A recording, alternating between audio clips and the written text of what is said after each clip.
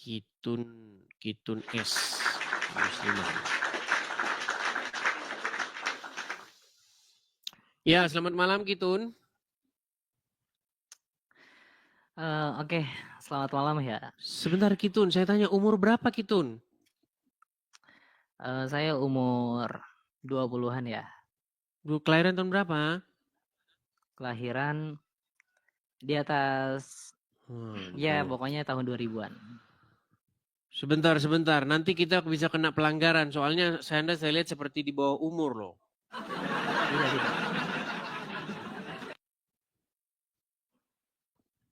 Benar, Anda tidak di bawah umur. Tidak. Oke, saya mau tanya dulu. Kitun, Anda ini seorang Muslim? Iya, kebetulan dulu saya agama Muslim, namun saat ini melihat kerusakan agama Muslim, Abang. Seperti itu. Melihat kerusakan agama Islam.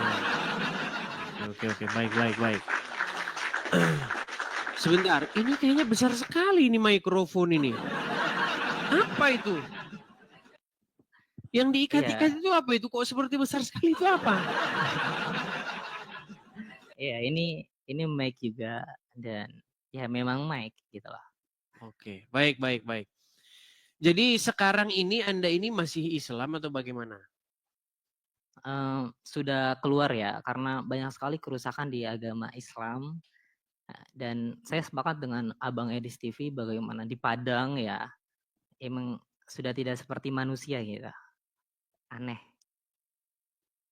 Oke, baik. Coba saya tes dulu nih, Anda jangan-jangan ngaku Muslim. Coba, kalau Anda orang yang sudah meninggalkan agama Islam, coba saya pengen mendengar bacaan Quran Anda lah atau doa sholat ketika Anda masih percaya agama Islam. Coba. Oke, terima kasih. Mungkin Al-Fatihah bisa saya. Boleh ya?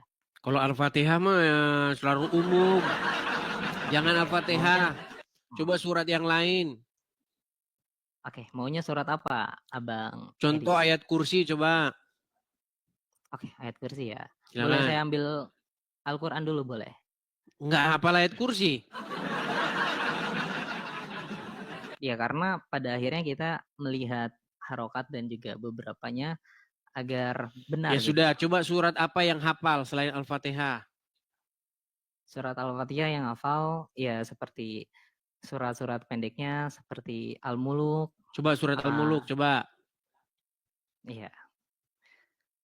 A'udzu billahi minasyaitonir rajim. Bismillahirrahmanirrahim. Tabarakalladzi biyadihil mulk wa huwa ala kulli syai'in qadir. Alladzi khalaqal mauta wal hayata liyabluwakum ayyukum ahsanu amala wa huwal azizul ghafur. Sah ini Muslim. Alladzi Ya. Nah, oke. Iya. Coba apa yang membuat Anda akhirnya meninggalkan agama Islam nih, Kitun? Iya, kita melihat ya bagaimana norma-norma yang tidak tercermin lah dari Islam itu sendiri, dari adabnya, dari moral dan moralnya. Sementara saya melihat kekristenan lebih mulia, kasihnya itu lebih ada gitu dibanding agama-agama yang berada saat ini. Seperti itu Bang Edis. Oke. Berarti Anda melihat Islam dari orang-orang ya, bukan dari ajarannya? Termasuk pertama itu kita melihat situasi agama apa yang ia cerminkan gitu loh. Oke.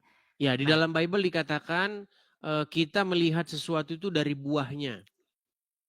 ya saya sepakat itu. Saya meyakini Injil itu juga Bible itu. Nah, namun kita melihat ya kasus banyak sekali bagaimana para ulama, waduh, kalau saya sebutkan satu-satu merinding saya nanti malah ditangkap kan. Nah, Hmm. dalam ini juga akidah ya, Abang Edis TV ya. Saya juga mungkin boleh menampilkan di layar mungkin akidah umat Muslim yang dimana cacatnya boleh izin Boleh, saya. silakan. Oke, nih saya melihat di mana umat Muslim itu berpegang bukan kepada Nabi Muhammad justru. Ini juga buat bahan Abang Edis TV ya. Untuk bagaimana umat muslim itu mereka tidak berpegang apa yang Nabi Muhammad katakan. Nah, di sini nih kita akan bongkar ya. Ini terdapat di hadisnya sendiri yaitu umat muslim mengatakan berpegang kepada dua perkara. Yaitu Al-Quran dan Sunnah. Tapi tidak ada nomor hadisnya, Abang Edis. Tidak ada terdapat di Bukhari, di Muslim, An-Nasai, dan 6 kutubu sitah lainnya. Yang menjadikan ucapan berpegang kepada Al-Quran dan Sunnah ini bukanlah ucapan Nabi Muhammad. Yang mereka ikuti lantas siapa jika bukan Nabi Muhammad, kan gitu pertanyaannya. Gitu loh. Ini termasuk fundamental mereka. Seperti itu Abang Edis.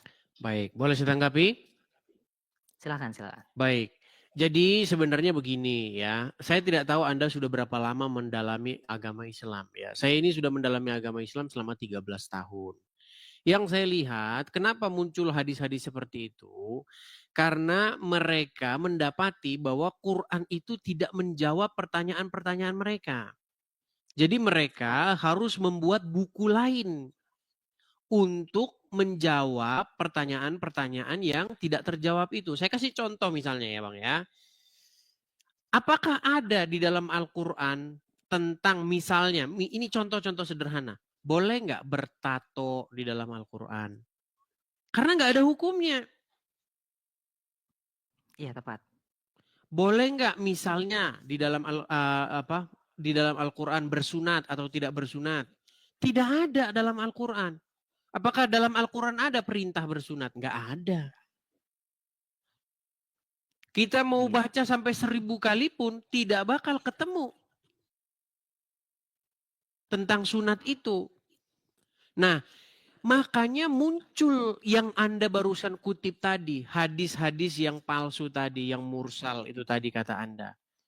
Aku tinggalkan kepada kalian Quran dan As-Sunnah.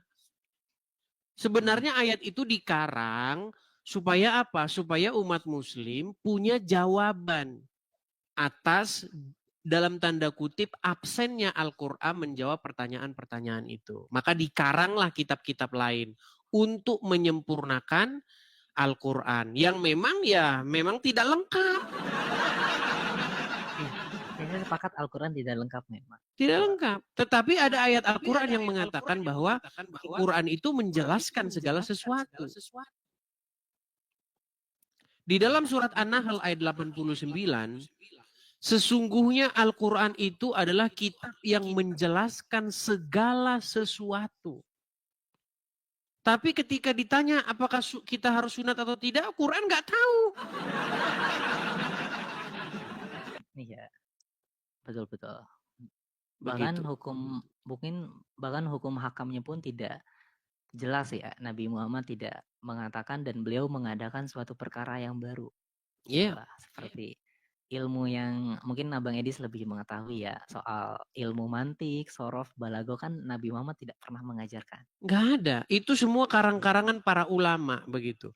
Mereka harus membuat yang sedemikian rupa, yang sedemikian rumit untuk menghalangi orang Islam membuka Al-Quran.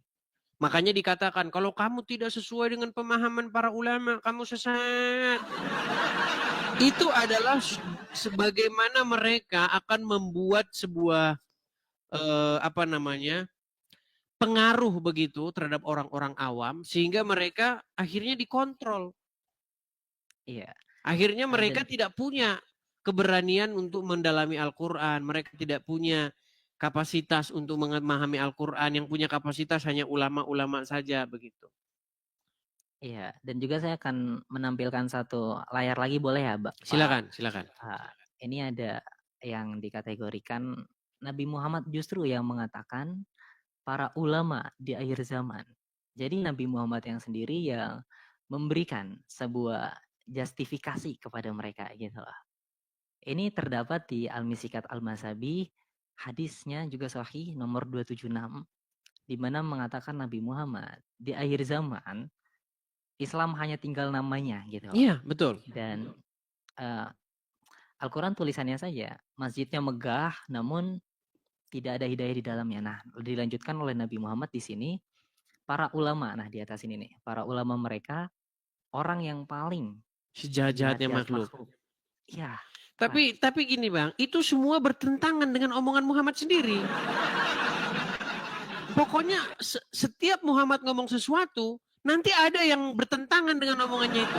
Contoh nih, bahwa agama Islam nanti itu akan terasa asing, betul nggak? Bahwa agama Islam itu akan ditinggalkan, bahkan orang merasa aneh dengan sebutan agama Islam, betul? Iya, tepat. Artinya menurut prediksi Muhammad, agama Islam itu akan punah, akan musnah, betul? Iya, akan habis. Tapi nanti di sisi yang lain mengatakan Islam akan berjaya. Makanya satu sama lain akan cakar-cakaran.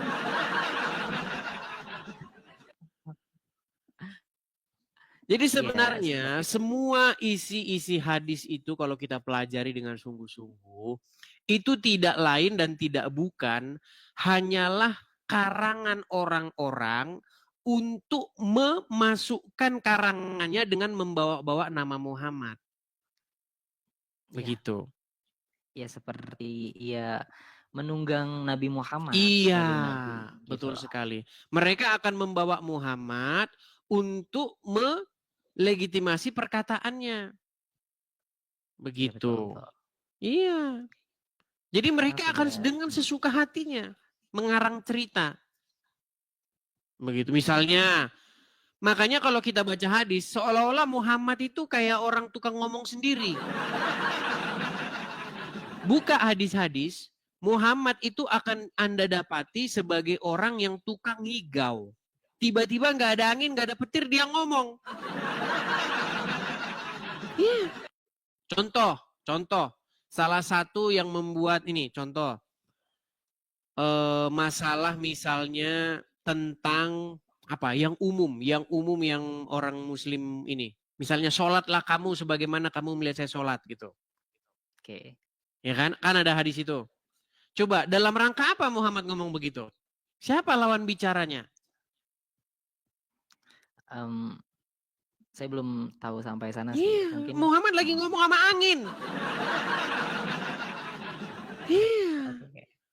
Setiap kita lihat kalau Muslim mereka mengatakan mereka melakukan sebuah sortir terhadap hadis itu dengan metode perawi, sanad, ya kan? Kemudian itulah ilmu-ilmu hadis itu, ulumul hadis itu kan. Tapi kalau saya beda. Bagaimana cara saya menemukan sehadis itu palsu atau enggak? Cara saya gampang. Ketika Muhammad ngomong sendiri nggak ada angin, nggak ada petir, kadang-kadang dia ngomong sama tembok, itu udah pasti palsu.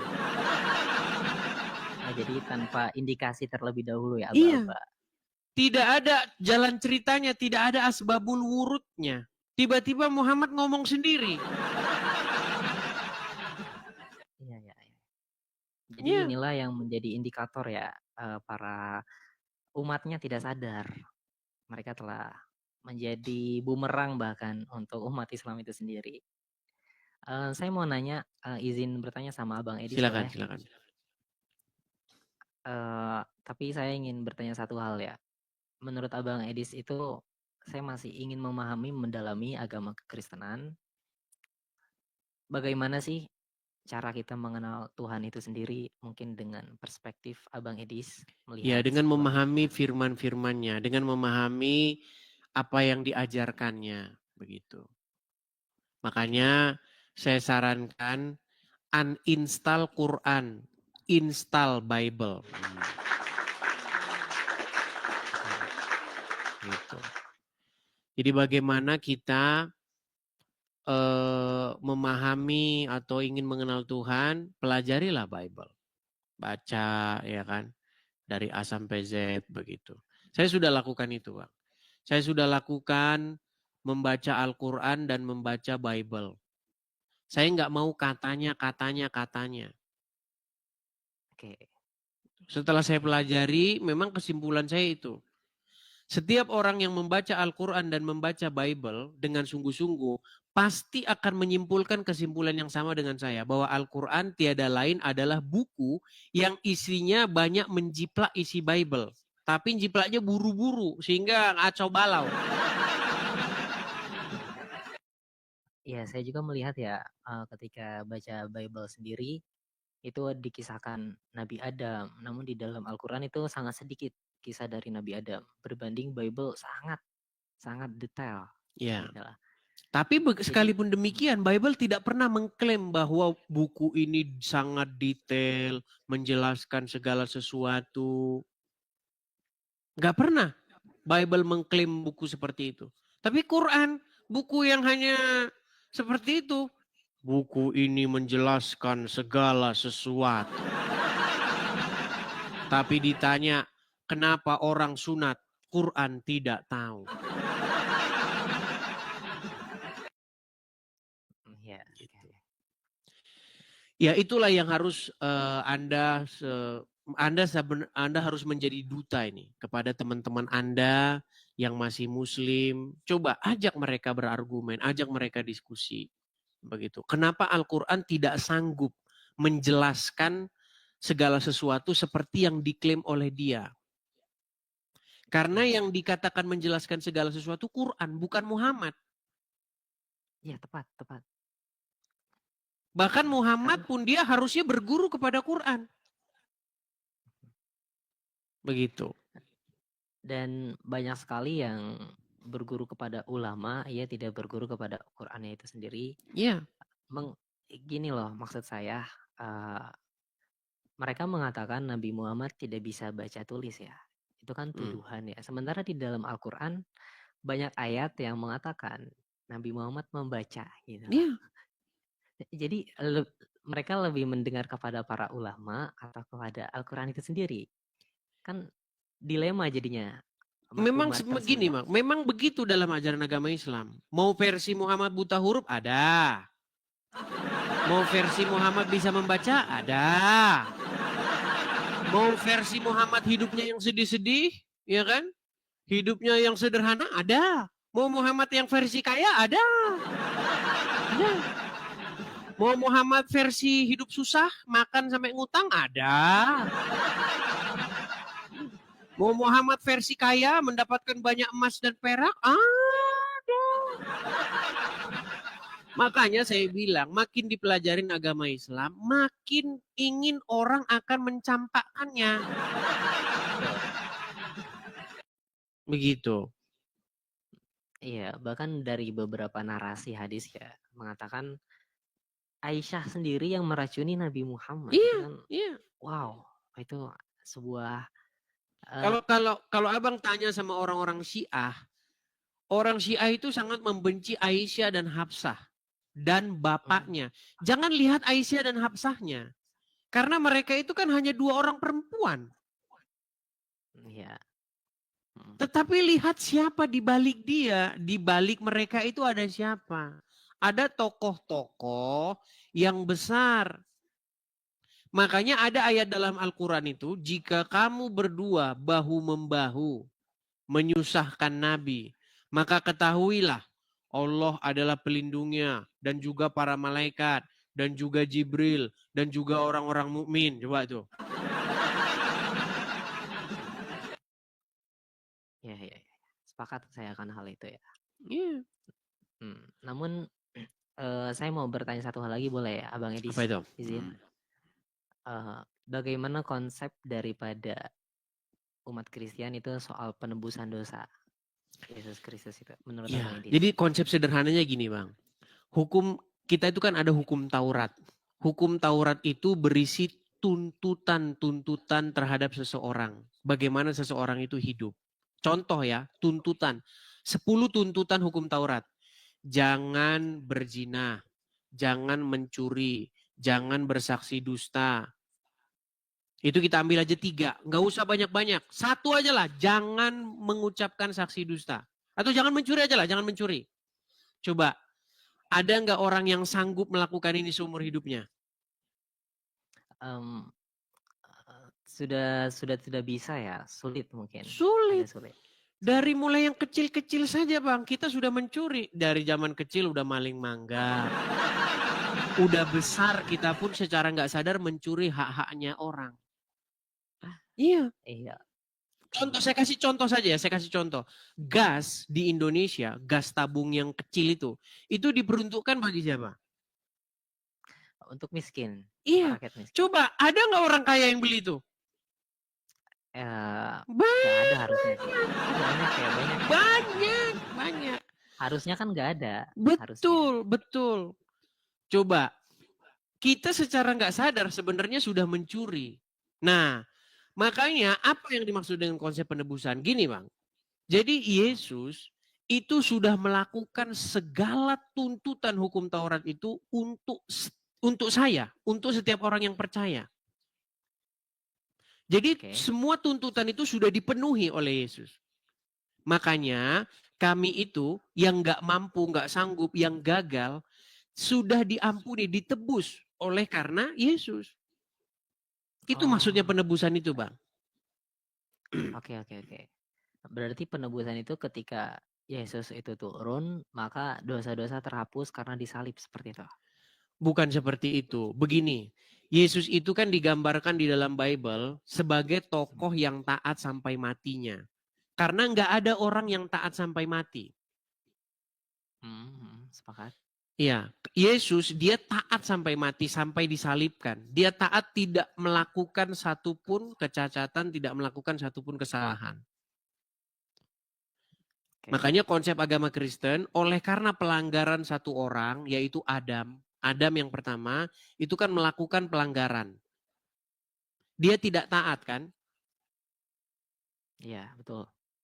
Nah, karena ketidaktaatan satu orang, maka semua orang itu telah menjadi berdosa.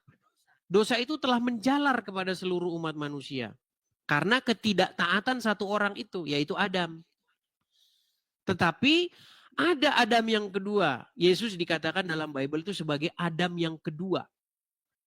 Nah, Adam yang kedua, dia taat sampai mati. Bahkan sampai mati disalibkan.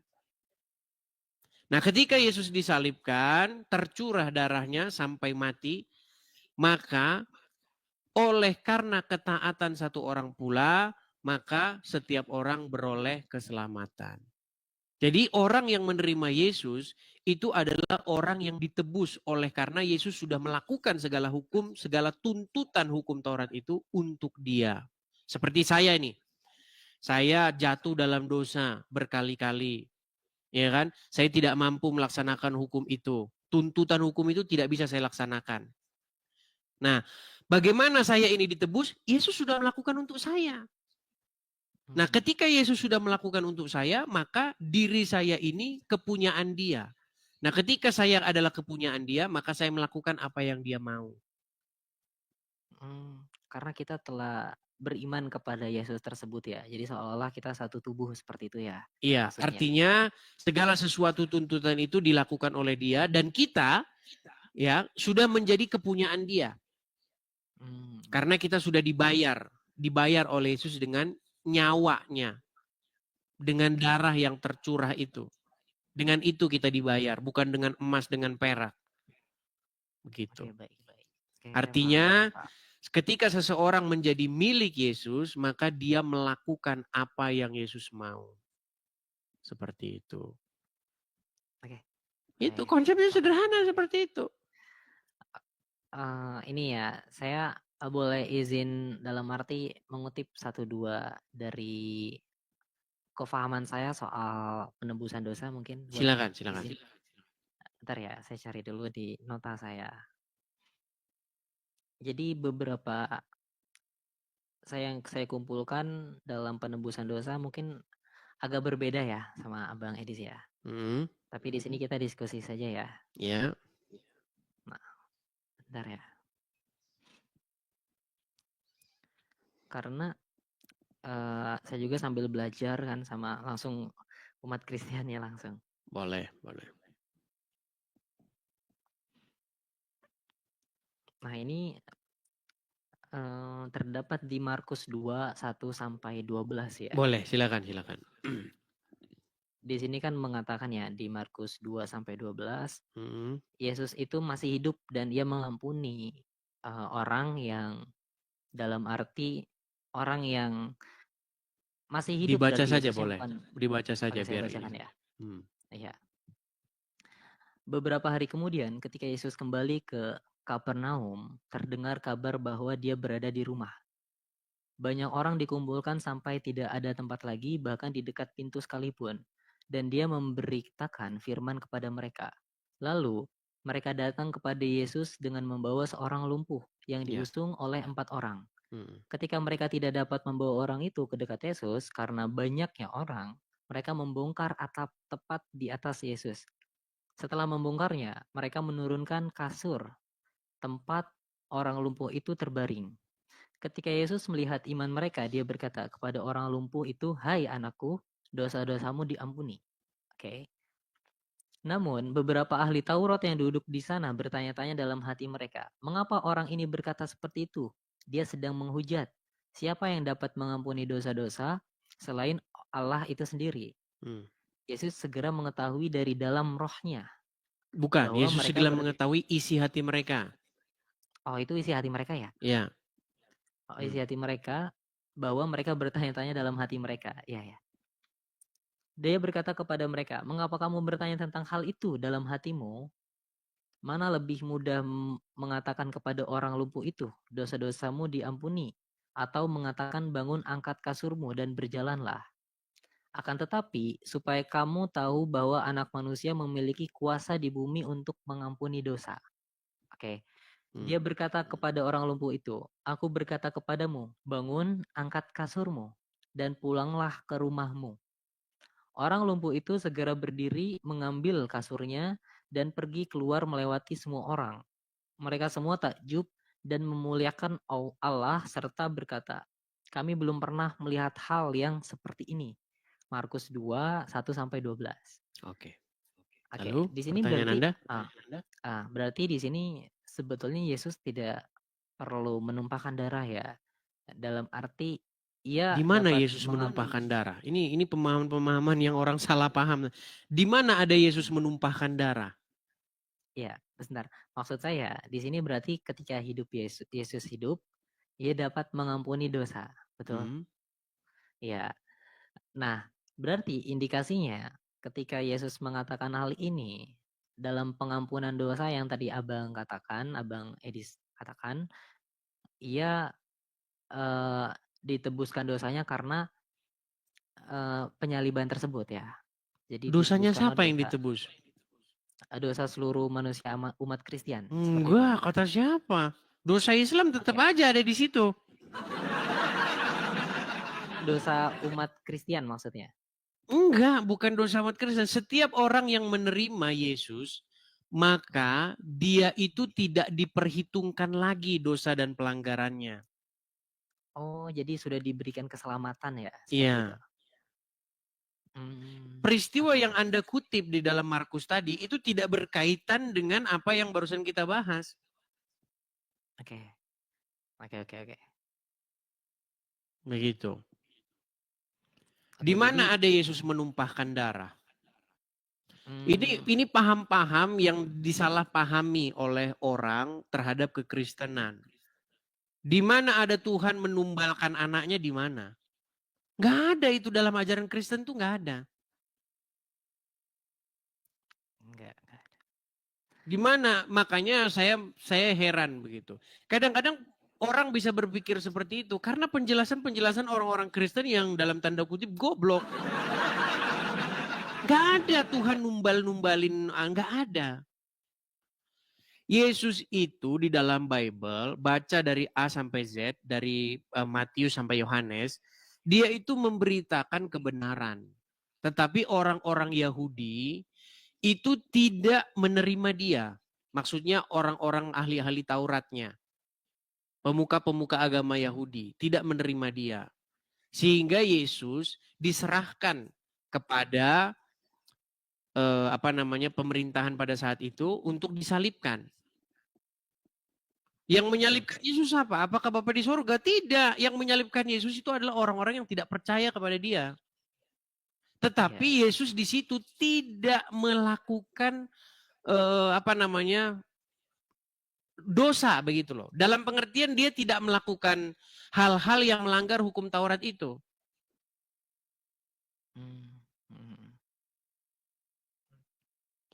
Jadi semua orang dituntut untuk melakukan apa yang tertulis di dalam hukum Taurat. Tetapi tidak ada yang sanggup melakukannya. Hanya Yesus yang sanggup melakukannya. Sampai akhirnya. Jadi tidak melakukan kesalahan satupun. Nah, Oke. karena hal itu maka itu dianggap sebagai kebenaran. Hmm. Iya. Jadi tidak ada kecacatan lah dalam arti Yesus ini ya Iya, daripada kesalahan-kesalahan iya, tersebut. makanya dikatakan dia sebagai anak domba yang tidak bercacat celah. Masya Allah. Haleluya, haleluya. Ya, dan dia tidak datang mempersembahkan darah binatang, darah domba dibawa untuk seperti yang dilakukan oleh imam-imam besar. Tetapi dia membawa darahnya sendiri. Itu pengertiannya maksudnya dia membawa kesolehan dan ketaatannya sendiri kepada Bapa di sorga. Oh, seperti itu pemahamannya. Baik, baik. Iya. Jadi saya dapat poin ya dari tadi awal tentang bagaimana Tuhan yang dimaksudkan. Yang kedua ini soal penebusan dosa. Oke. Ya, masalahnya begini. Sebenarnya masalahnya bukan ini. Masalahnya banyak orang belum buka Bible, tapi ingin tanyanya terlalu jauh. Iya, takut Iya. malahan. Jadi percuma gitu loh. Lebih bagus buka dulu Bible. Kemudian kalau didapati ada pertanyaan-pertanyaan yang baru tidak dimengerti, nah itu baru lebih enak. Sebenarnya udah jelas kok dalam Bible itu. Banyak orang itu nggak mau baca. Iya.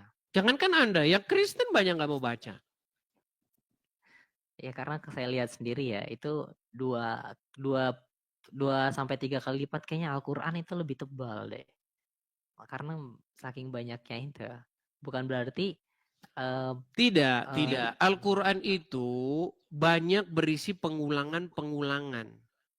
Seandainya kata-kata yang diulang-ulang dalam Al-Quran itu dipres jadi satu, Al-Quran itu jadinya hanya beberapa lembar saja. hmm, oke oke. Begitu. Yang satu yang saya inginkan atau satu yang saya tangkap dari Anda punya Bible nggak di rumah? Kebetulan saya ada di PDF saja sih udah download juga. Baru Cuma hanya download, baca-baca. Iya, belum pernah baca. dibaca di sini. Saya baru mempelajari sebulan dua Baru. bulan seperti itu. Iya, coba dipelajari dulu. Nanti kalau sudah dibaca, dipahami, baru nanti ngerti apa yang saya maksudkan seperti itu. Iya, mungkin Jadi ada nggak ada rekomendasi. konsep-konsep dari dalam Kristen bahwa eh, Bapak atau Tuhan numbalin anaknya sendiri, nggak ada itu. Iya. Berarti yang berucap seperti itu adalah Kristen yang salah gitu ya Iya, itu berarti. orang-orang Kristen yang goblok yang setengah mati. Nggak ada Oke itu, oke oke. nggak ada. Baik. Numbalin anaknya sendiri, nggak ada. Oke oke. Oh Maksudnya jadi bukan seperti itu. seperti itu. Mhm. Bapa di sorga itu ingin manusia itu menerima Yesus, tetapi manusia tidak menerimanya. Makanya orang-orang ahli-ahli Taurat dan orang-orang Farisi menyerahkannya kepada Pontius Pilatus untuk disalibkan. Mhm. Tetapi Yesus tetap taat. Nah, karena ketaatannya, karena kebenarannya, maka dia dibangkitkan. Itu yang dibicarakan dalam Bible.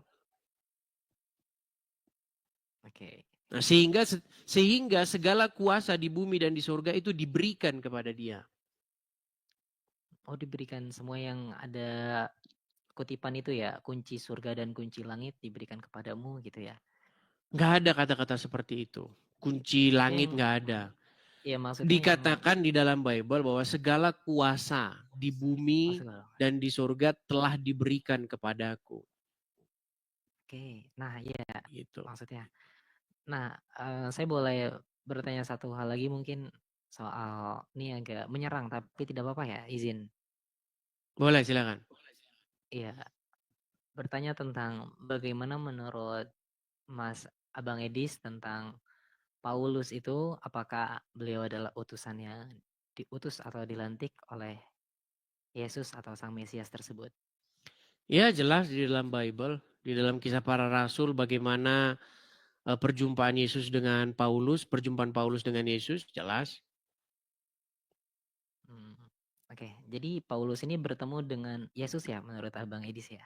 Bukan menurut saya, itu yang tertulis di dalam Kisah Para Rasul. Oke. Bagaimana Paulus ketika dalam perjalanannya ke Damsik, dia ingin membinasakan atau dia ingin melakukan persekusi terhadap orang-orang yang percaya kepada Yesus. Tetapi dalam Oke. perjalanannya ke Damsik, Yesus sendiri yang menjumpai Paulus. Kemudian memilih dia menjadi alatnya untuk memberitakan namanya. Oh, jadi ada fasenya, berarti ada perantaranya ya untuk memberikan sebuah bahasanya bahasa Paulus itu ya ada perantara dari kisah-kisah tersebut, tidak semena-mena Yesus yang langsung melantik gitu kan. Perantara maksudnya gimana? Iya, yang penyambung daripada kan kalau Simon of Peter kan ia dilantik langsung kan oleh Yesus kan. Betul? Ya, mungkin lebih baik, mungkin Bang Kitun baca aja yang tertulis dalam Bible begitu. Kadang-kadang kita ini belum baca tapi sudah tanya begitu. Oke. Lebih baik itu Oke, oke. membaca dulu. Seperti itu. Karena sudah Oke. tertulis ada di situ. Begitu. Coba dibaca begitu. Karena itu sudah jelas ada di situ. Hmm. Itu kira-kira Itu itu sama kalau seperti misalnya seperti ini loh. Misal ada lowongan pekerjaan. Udah dijelaskan semua di deskripsi itu. Tapi nggak dibaca. Makanya nanya. Banyak orang seperti itu banyak. Iya ya. Oke, Hmm. oke. Nanti Jadi akan saya budaya coba. malas membaca itu yang memang sulit begitu. Sudah ada semua di dalam deskripsi itu, tetapi masih ditanya begitu. Hmm. Ya, Bukan ini bang, karena semua sudah tertulis di situ. Jadi pertanyaan-pertanyaan itu ada semua di dalam buku itu. Kalau ya, tidak dibaca jawabannya dulu ya. Setiap ya persoalan ada jawabannya gitu ya. bukan. Itu pertanyaan-pertanyaan yang sebenarnya sudah jelas ada di situ. Hmm. Seperti itu. Oke. Nanti Kalau kalau saya jelaskan pun nanti nggak nyambung juga. Baca aja di situ. Makanya ketika saya jelaskan tadi, Anda mengatakan perantara-perantara, maksudnya gimana? Perantara-perantara gimana maksudnya? ya, ya seperti dalam arti kan kalau di agama Islam Nabi Muhammad itu melantik seorang utusan itu Ali bin Abi Thalib. Namun yang merebut kekuasaan yaitu Umar bin Khattab dan Di mana juga Abu dilantiknya? Bakar. Itu di Ghadir Khum. Di Ghadir Khum setelah Haji Wada Nabi Muhammad terakhir yang berada di kota Mekah dan di Madinah di antara itu, dan Nabi Muhammad berhenti. Dan ini terjadi pada 4 bulan sebelum kewafatan Nabi Muhammad. Seperti itu. Ya, jadi gimana ya saya bilangnya ya. Pertama-tama kita ini jangan bermunafik dulu. Kalau Anda mengatakan Anda tidak percaya Muhammad, sekarang Anda percaya Muhammad, ini yang susah, Bang. Makanya saya itu pengen mengeluarkan orang dulu dari ikatan dia terhadap Muhammad. Kalau ikatan Anda terhadap Muhammad itu belum lepas, saya cuma pesan saja, Anda tidak mungkin akan menjadi orang yang waras. Oh, berarti harus keluar dulu ya Oh dari iya, iya, agama. Oke, oke. iya. Jadi sebuah kesia-siaan, sebuah kepercumaan ketika saya menjelaskan kepada Anda tentang kekristenan dan lain sebagainya, ketika Anda masih percaya sama Muhammad. Hmm. Begitu. Karena apa yang diajarkan Muhammad dengan apa yang diajarkan Yesus itu bertolak belakang. Muhammad itu memberitakan Tuhan lain. Wah, Bukan Tuhan dalam Bible. oke. Coba Tuhan siapa yang diberitakan oleh Muhammad? Hmm, Allah Subhanahu wa taala kan yang Maha Siapa Besar dia itu? di dalam Tuhan yang dipercaya umat muslim. dan Apakah itu diberi adalah Tuhannya orang Quraisy, para penyembah berhala? ya itu sebenarnya Tuhan yang berbeda ya. Iya, makanya jadi nggak nyambung kita. Makanya ketika kita ngomong Tuhan, Tuhan, Tuhan, Anda lagi bahas Tuhan yang lain, bukan Tuhan yang saya bahas. Makanya nggak pernah nyambung. Itu dulu sebenarnya. Oke. Kalau Anda masih membicarakan Tuhan yang diberitakan Muhammad, ya kita nggak akan pernah ketemu. Iya. Muhammad itu memberitakan Tuhan dari bangsanya sendiri. Tuhannya orang-orang Quraisy, para penyembah berhala. Oke. Begitu. Makanya isinya itu ya suka-sukanya Muhammad.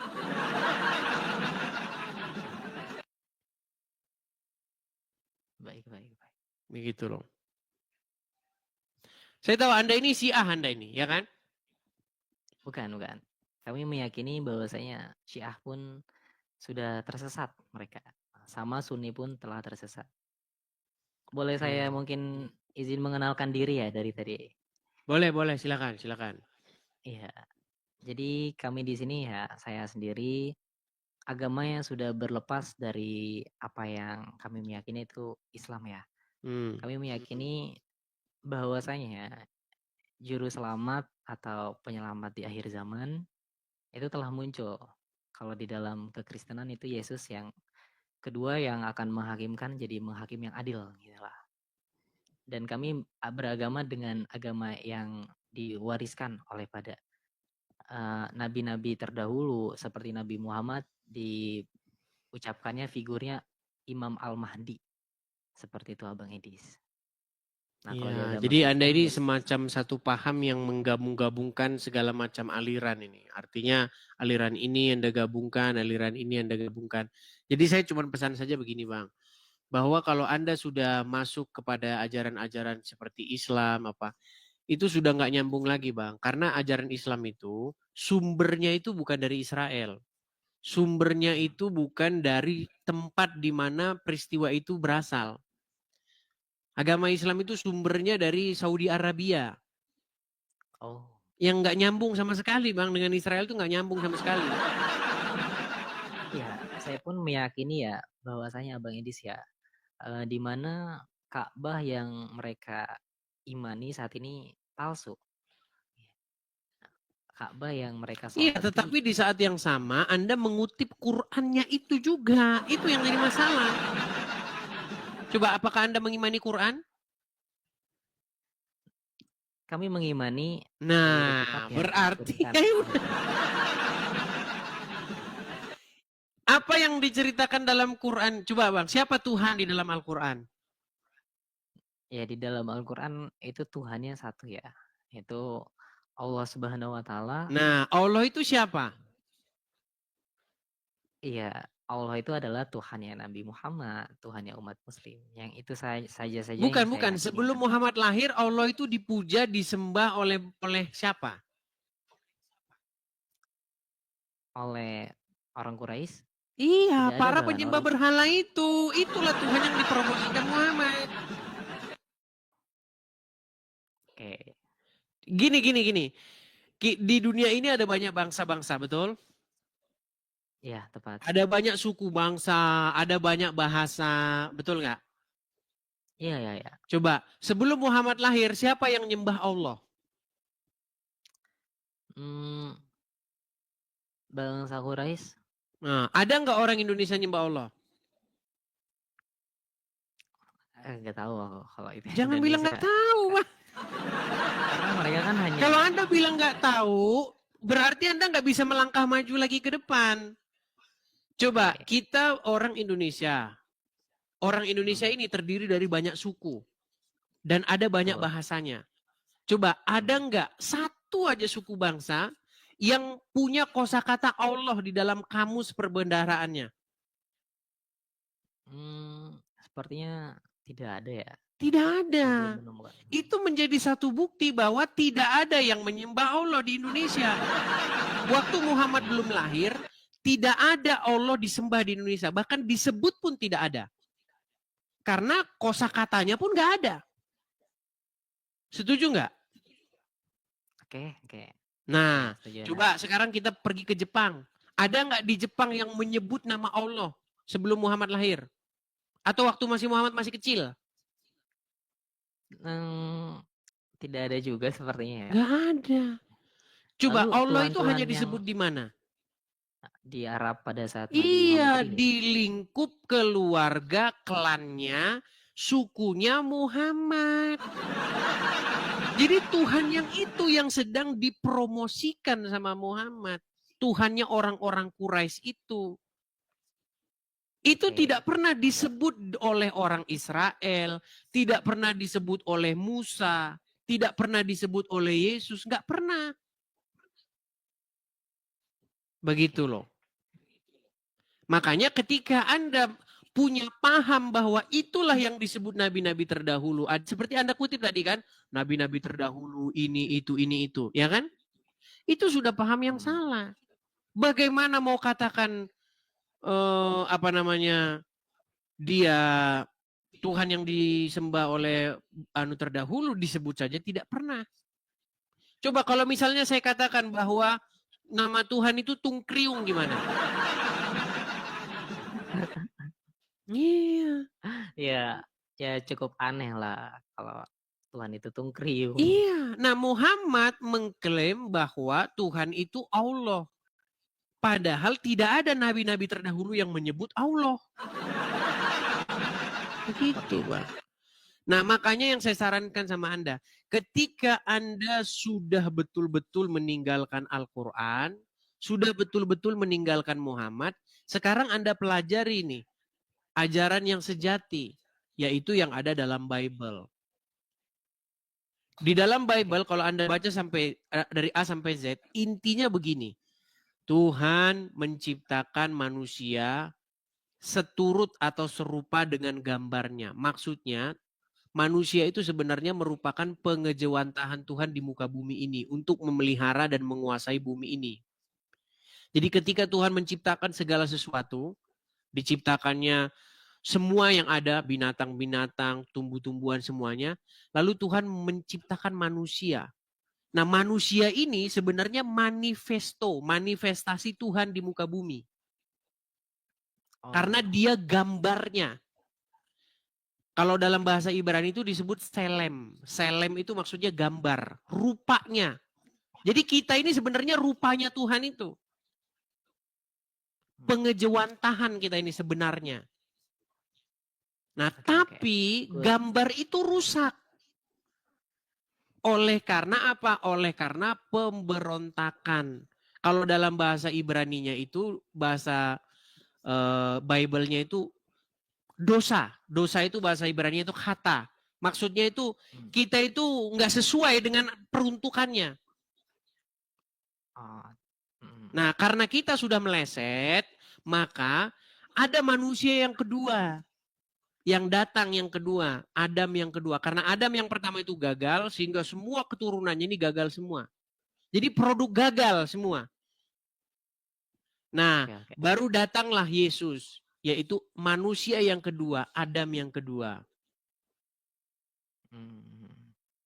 Nah, dari lahir sampai matinya, Yesus itu dia tidak melakukan pelanggaran. Makanya Yesus membuat kita menjadi manusia baru. Namun tidak. Gimana? Lalu Yesus pelanggaran itu ia tidak melanggar. Ya, Yesus tidak melakukan pelanggaran itu. Makanya dia itu merupakan gambar daripada dia. Yang sejati, begitu. Nah, jadi semua orang itu supaya jadi seperti Yesus, begitu loh. Makanya di dalam Yesus kita itu menjadi ciptaan baru.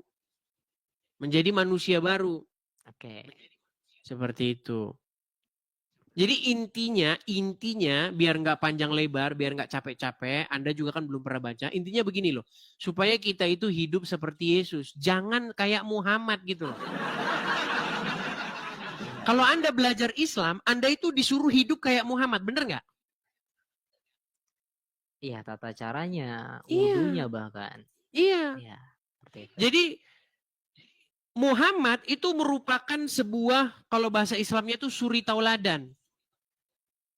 Maksudnya sebuah rule of model. Jadi semua orang itu harus mirip kayak Muhammad kalau Anda belajar Islam. Celananya cingkrang, terus jenggotan, ya kan? Terus matanya pakai calak-calak begitu. Ya kan? Terus pagi-pagi ambil air wudhu, begitu. Jadi membentuk manusia sesuai karakternya Muhammad. Nah, di dalam Kristen itu sama. Supaya membentuk manusia sesuai dengan karakternya Yesus. Supaya dipulangin lagi nih manusia yang tadinya merupakan gambarnya Tuhan, dipulangin lagi. Contohnya apa? Contohnya kayak Yesus. Orang harus hidup taat sampai mati dengan tidak melakukan kesalahan. Begitu. Berarti kalau kita melihat ya, Yesus atau agama kekristenan ya, itu cukup baik ya kalau dikaji dengan benar dengan orang yang tepat gitu loh. Jadi saya juga dapat gambaran dari Abang Edi Steve ini, ya memang Yesus adalah sosok sempurna dan kita harus tidak melakukan hal-hal seperti itu Iya. yang dilanggar oleh Tuhan sendiri. Iya, jadi harus melakukan persis seperti yang dilakukan oleh Yesus. Tapi apakah manusia sanggup? Kan gak sanggup. Nah, ketika tidak sanggup, Yesus sudah melakukan untuk kita. Makanya keadilan di dalam Bible itu karena satu ketidaktaatan, karena satu pelanggaran, maka semua orang telah berbuat dosa, dan oleh karena juga satu kebenaran, karena satu ketaatan, maka semua orang beroleh pengampunan. Semua orang yang mana? Semua orang yang menerima Yesus. Makanya Yesus itu sebagai juru selamatnya.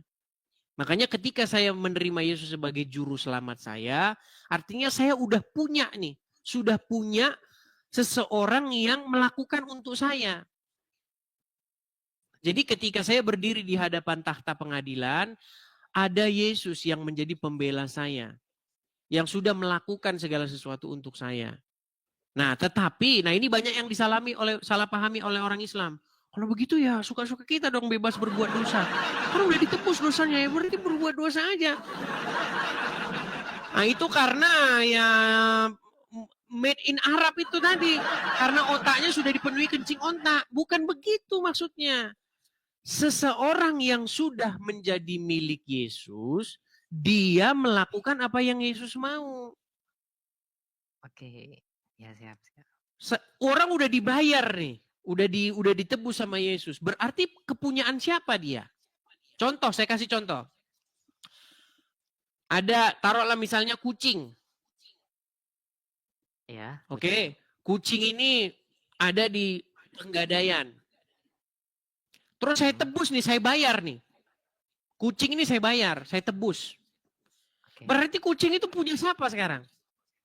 Iya, punya Bang Edi TV. Punya yang menebus. Nah, kalau punya yang menebus berarti dia harus sesuai dengan apa yang dipunyai oleh tuannya sekarang, betul nggak? Kan saya jadi tuannya sekarang, betul nggak? Jadi pemiliknya, sang empunya, betul nggak? Nah, ketika saya sang empunya, berarti dia ini harus seperti yang saya mau, bener nggak? Iyalah. Nah, begitu. Nah, seperti itu juga kekristenan. Karena kita sudah ditebus, maka kita ini punya tuan baru, punya tuan yang sekarang, yaitu Yesus. Oke. Nah, makanya kalau kita jadi kepunyaan Yesus, kita melakukan apa yang Yesus mau. Bukan seperti orang Islam, berarti kita bebas dong bikin dosa. Bukan begitu. Berarti segala kasihnya, segala apa yang dikategorikan oleh Yesus kita harus menerapkan dengan sebaik mungkin karena kita sudah kepemilikan Yesus. Gitu. Iya. Jadi kekristenan itu berbicara mengenai hal itu. Berbicara mengenai orang yang sudah menjadi kepunyaannya Yesus. Nah, orang yang menjadi kepunyaan Yesus melakukan apa yang Yesus mau. Begitu. Disitulah Yesus tuh menjadi tuannya, menjadi Tuhannya. Begitu. Saya paham. Oke, berarti Jadi kalau langkah orang pertama tidak melakukan apa yang Yesus perintahkan, maka Yesus itu bukan tuannya, bukan Tuhannya. Tapi Yesus itu musuhnya orang itu. Contoh nih, oh, contoh. Yesus menyuruh saya. Apa misalnya Yesus suruh saya belok kanan. Lalu saya belok kiri. Berarti Yesus itu bukan Tuhan saya dia. Dia bukan Tuhan saya. ya karena tidak seharmoni ya dalam Iya, gerakannya. iya. Nah banyak orang tidak paham itu. Tiap hari orang debat Tuhan, Tuhan, Tuhan, Tuhan. Siapa Tuhanmu? Menuhankan siapa? Tapi nggak tahu menuhankan itu apa.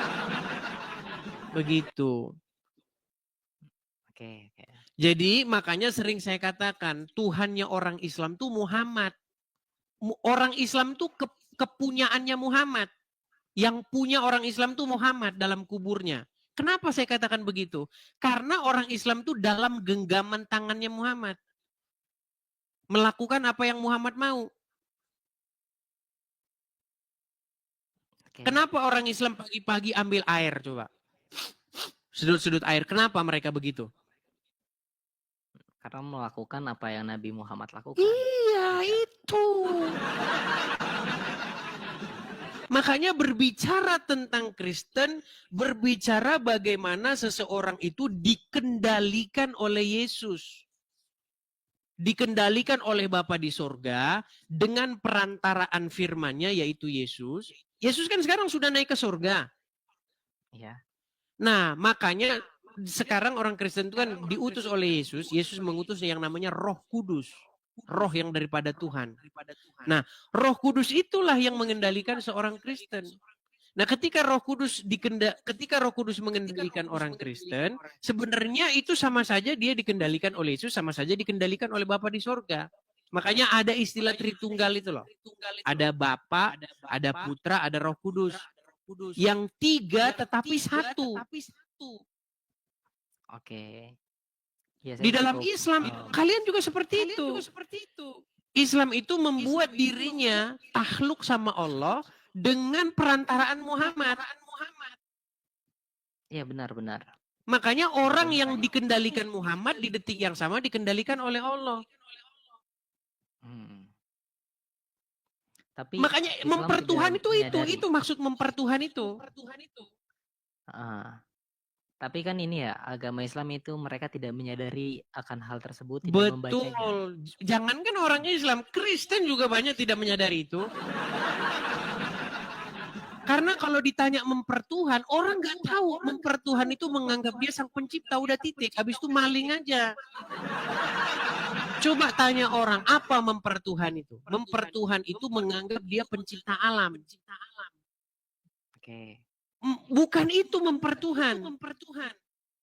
Kalau mempertuhan itu menganggap dia sang pencipta alam, berarti besok kita korupsi saja. Kita maling saja. Yang penting kan saya anggap dia pencipta alam. Udah kan? Hanya itu mempertuhan kan? Coba apa mempertuhan yang dipahami oleh orang-orang? Iya, mereka hanya menganggap Tuhan sebagai figur yang yang menciptakan alam semesta Tuhan, kan? Iya. Namun tidak kalau ditakuti goalnya, gitu. kalau tujuannya adalah menganggap dia sang pencipta alam, berarti kan hanya itu tujuannya. Ya udah, saya anggap dia sang pencipta alam, udah beres. Habis itu kita ayo main judi. Yang penting kan saya anggap dia pencipta alam. Makanya orang tidak tahu mempertuhan itu apa. Kebanyakan orang nggak tahu mempertuhan itu apa. Mempertuhan itu bukan menganggap si Udin, si Anu menciptakan alam semesta. Bukan itu. Mempertuhan itu adalah sebuah perbuatan menjadikan sesuatu yang kepadanya kita menaklukkan diri. Ya, yang tadi dianalogikan seperti kucing tadi ya. Kita mengikuti membuat diri kita jadi kepunyaannya dia. Iya. Tuhan itu lawan katanya hamba. Tuhan atau Tuhan itu kata yang sama itu. Cuman di Indonesia udah jadi kata yang berbeda. Padahal dalam bahasa aslinya itu kata yang sama. Dalam bahasa Yunani, kurios itu ya Tuhan ya Tuhan, sama itu. Dalam bahasa Oke. Arab juga begitu. Rob itu ya Tuhan ya Tuhan, sama. Artinya sang empunya atau sang pengendali. Begitu. Nah, makanya kekristenan itu berbicara supaya kita itu menjadikan Yesus itu sebagai Tuhan, sebagai Tuhan. Sama itu, kata yang sama. Bahasa Inggrisnya Lord. Sang Ya, ya. empunya. Gitu loh. Ternyata kalau dilihat dari definisi ya, dan sudah dipaparkan tadi lebih masuk akalan Kristen gitu dibanding Islam yang sangat amat jauh dari cara penalaran, tidak bisa dijabarkan bahkan. Kita hanya manut gitu loh, tidak melihat, membaca dan mendengarkan dengan cara yang benar. Hanya percaya ya udah gitu.